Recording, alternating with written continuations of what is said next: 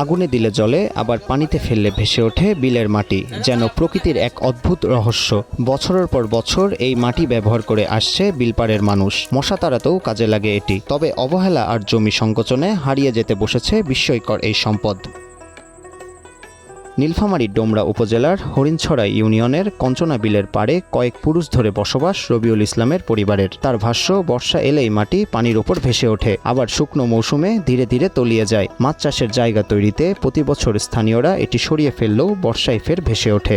আজ ওই মাটিটা নিগিহানে ওই যে সবাই নিগিহানে মাখন ঘরটা নিগিত হয়, শুকান মাটি।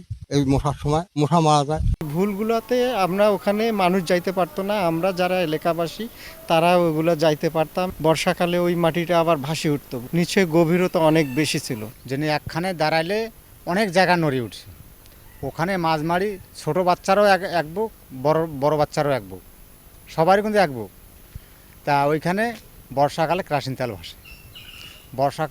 তেল ভাসে, আর ওগুলা দিয়া এই ঘষির মতো হয় চৈত্র মাসে হয়, ওইখান দিয়ে আগুন জ্বালা হয়, অথবা মশা মাছি এগুলো অনেক পিটানো হয়।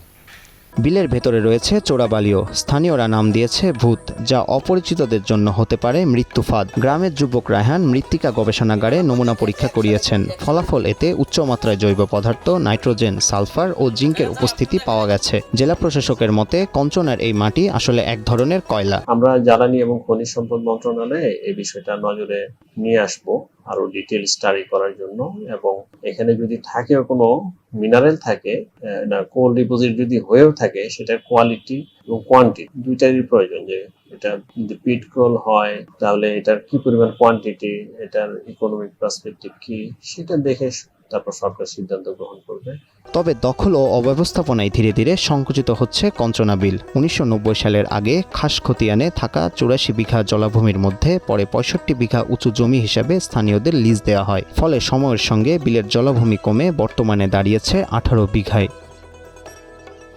এভাবে একদিকে বিস্ময়কর এই মাটির বৈশিষ্ট্য মানুষের কৌতূহল বাড়াচ্ছে, অন্যদিকে বিলের আয়তন কমে যাওয়ায় হারিয়ে যাওয়ার সংখ্যা তৈরি হয়েছে। স্থানীয়দের দাবি, যথাযথ সংরক্ষণ ও গবেষণাগারে উদ্যোগ নেওয়া হলে কঞ্চনা বিলের এই অনন্য সম্পদ রক্ষা করা সম্ভব।